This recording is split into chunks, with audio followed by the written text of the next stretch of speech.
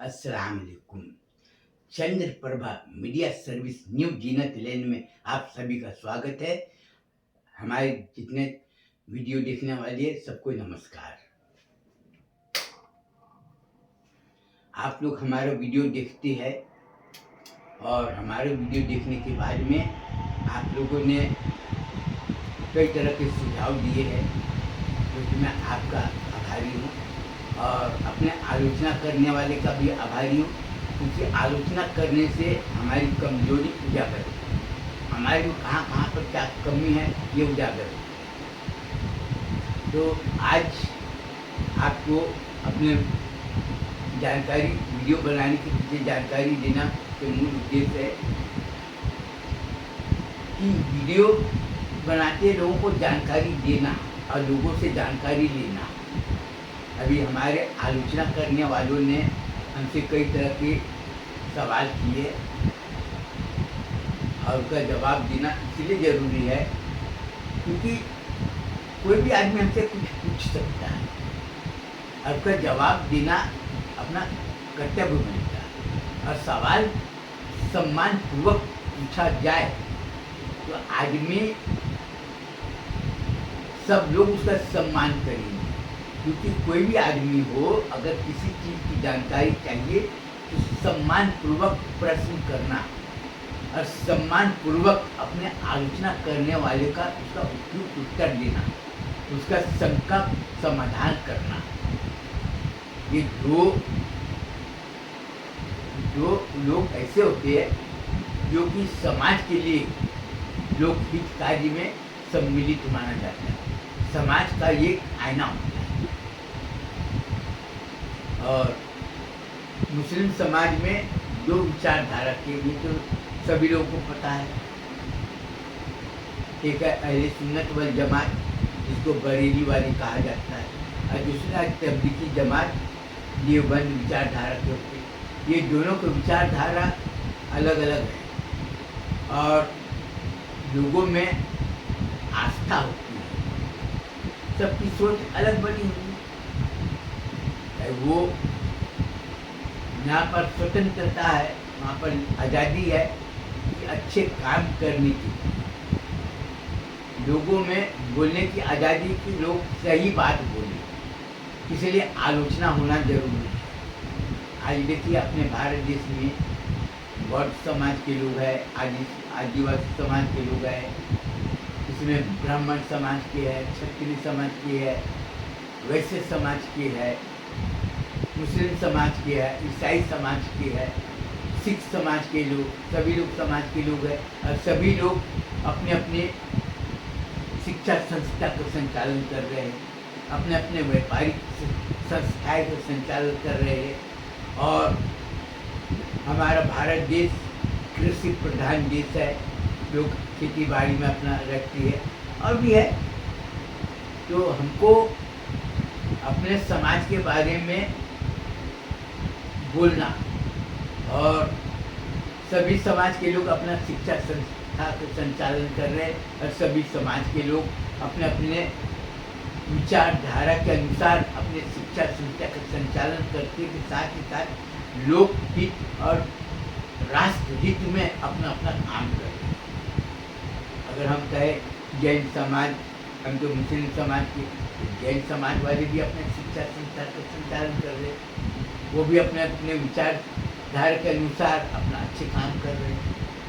अच्छे काम करने का मतलब क्या है कि लोकहित कार्य होना, समाज हित में कार्य करना, समाज का कल्याण होना। शिक्षित रहेंगे समाज का कार्य होगा। और उसमें क्या है, कोई मांसाहारी है, कोई मांसाहारी नहीं है। मांसाहारी होने के पीछे वो अपना तर्क दे रहा है, अब मांसाहारी नहीं होने का वो अपना अलग तर्क दे रहा है कि हम जीव हत्या नहीं करेंगे, हम ये पाप का काम नहीं करेंगे, ये नहीं करेंगे, वो नहीं करेंगे। अब आपको मैं अपने मुस्लिम समाज के बारे में बताना चाहूँगा। आज मुस्लिम समाज हर जगह आलोचना बुराई का शिकार, लेकिन शिकार क्यों हो रहा है ये कोई बोलना नहीं चाहता। आज मुस्लिम समाज एक ही रट लगाया कि मुस्लिम समाज के ऊपर में अत्याचार हो रहा है, ठीक है, लेकिन अत्याचार हो क्यों रहा है ये नहीं बता रहा। आज मुस्लिम समाज से मैं ये पूछना चाहता हूँ कि तुम्हारा मीडिया नहीं है, तुम्हारा कोई न्यूज चैनल नहीं है, तो इसमें अड़ंगा किसने डाला आप ये नहीं बता। आप अपना घर बनाती है तो घर खूबसूरत बनाती है और घर के चारों तरफ में दीवार खींचती है कि बाहर से कोई आदमी अंदर ना आए, सुरक्षा, अपने घर की सुरक्षा के ऊपर में ज़्यादा ध्यान देती है कि कोई सामान चुरा कर ना ले जाए। सीसी कैमरा लगाती है, कौन आया गया रिकॉर्डिंग, आप इतना भी जानते हैं। लेकिन आप अपने समाज की सुरक्षा के लिए कौन सा आप उपाय किए हैं, कौन सा आपने साधन अपनाए है? आप अपने समाज की सुरक्षा के लिए आप कोई तंत्र तो बनाए होंगे ना कि हमारे समाज की सुरक्षा हो, हमारे समाज का अगर आलोचना करने वाला हो हम ये देख सके। तो इसके ऊपर में ध्यान नहीं दिए, क्योंकि वहाँ पर जिस समाज में लोग लालच जिसको बोलते, स्वार्थ मतलबी बोलते और दुराचार अवगुण जैसे होते, जैसे झूठ बोलना, धोखा देना, बेईमानी करना, ये तो जब ये अगर है फिर वह अच्छे समाज की कल्पना वो नहीं कर सकता। वो चाहेगा मैं झूठ भी बोलूँ, किसी की संपत्ति को हड़प भी कर लूँ, बेईमानी भी कर लूँ और लोग मेरे को अच्छा समझे, तो अच्छा कहाँ से होगा? जब हम अच्छा भोजन करेंगे हमारा शरीर स्वस्थ रहेगा। जब हम शरीर को नुकसान पहुंचाने वाली चीज़ जैसे नशा है, शराब, गांजा, भांग, धतूरा है, ये चरस, ये सब अगर हम उपयोग करेंगे तो हमारा शरीर खराब होगा। अगर हम अय्यासी करेंगे तो हमारा शरीर नष्ट होगा, ये जानते हैं। सड़ी भोजन खाएंगे अनेकों तरह की बीमारियां पैदा होगी, ये जानते हैं, लेकिन फिर भी लालच में लोग ये काम करते हैं और दोष देते हैं। आज जगह जगह जमातें घूम रही, जमात वाले क्या बोलते हैं, इज्तिमा माइक लगा कर रहे कि अल्लाह ताला का फरमान है ये करो वो करो। अल्लाह के रसूल ने ये फरमाया, उनके साहबी लोगों ने ये काम किए, ये सब बता रहे, लेकिन खुद झूठ और लोभ के जाल में जकड़े हुए। खुद बोल रहे कि ये फरमाया झूठ मत बोलो, बेईमानी मत करो, धोखा मत दो, और दावत किसके घर खा रहे जो लोग को धोखा देके धन संपत्ति को जमा। आज मैं ये पूछना चाहता हूँ जमात वालों से कि आप खुद बोलते कि हलाल की कमाई करो, अब मजदूरों को पैसा टाइम पर दे दो। जैसे मैं ये पूछना चाहता हूँ कि कोई भी मजदूर हो तो उसको मजदूरी कितना मिलना चाहिए?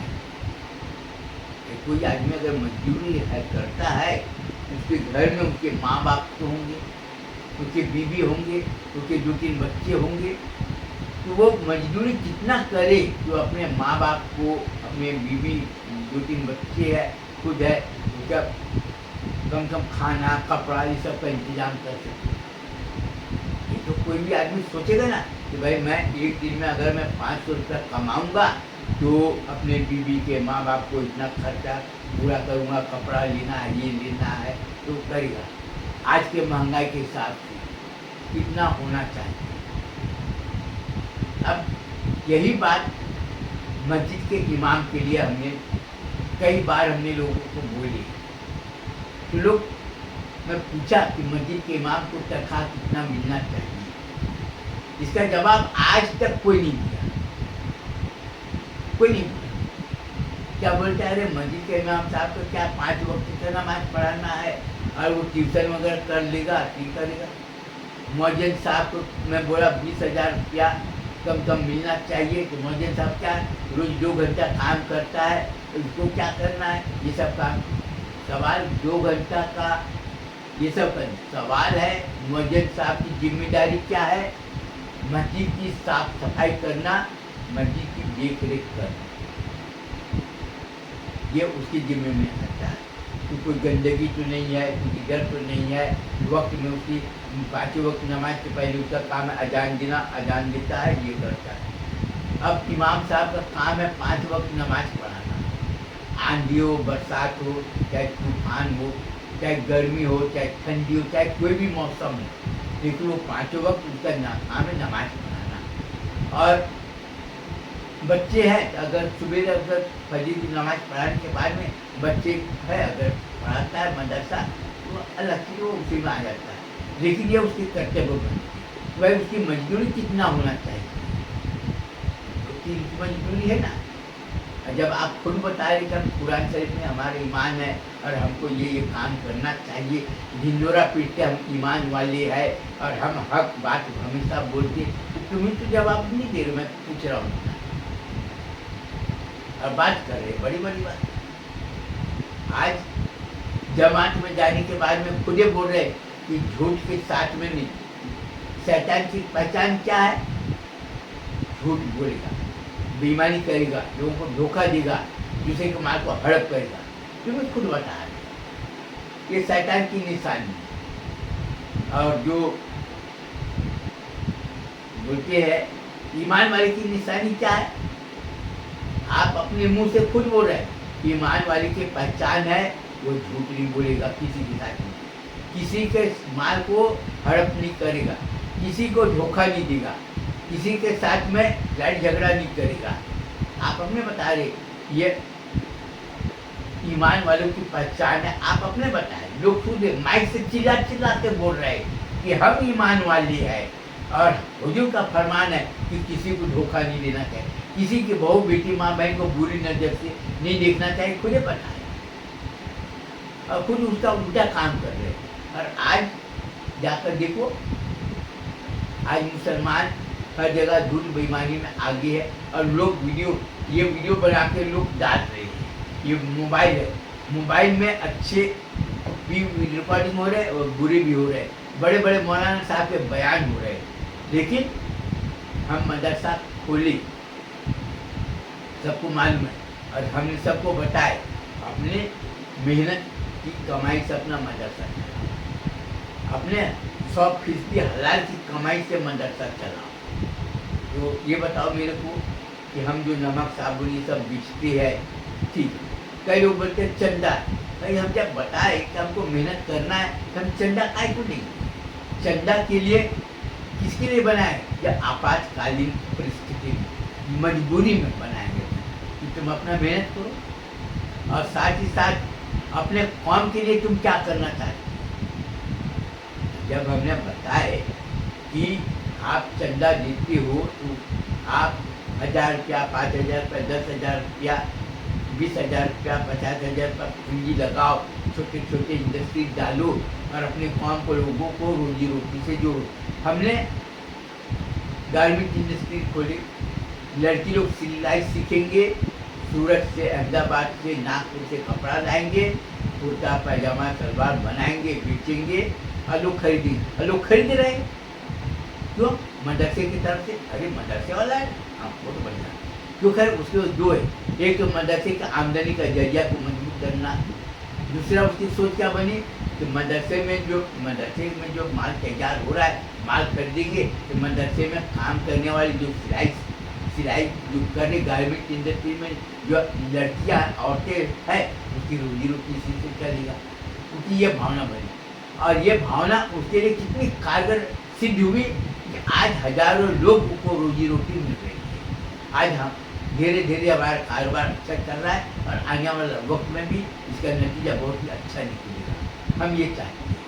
और आप डिटेक्टिव एजेंसी चारों तरफ घूम रहे, पूरा वीडियो रिकॉर्डिंग कर रही है, पूरे अपने कौम के बारे में, कौम की सोच क्या है और कैसे है और वो क्या काम कर रहे, कौन बाधा डाल रहा है और कौन सहयोग कर रहा है, पूरा रिकॉर्डिंग। इसके साथ ही मैं अपने बच्चे को मैं ये बोलना चाहूँगा कि अपने ज़िंदगी में हमेशा सही काम करना, सही बात करना, चाहे कितना भी मुसीबत हो, किसी को धोखा नहीं देना, किसी के बहू बेटी के साथ में गंदी हरकत नहीं करना।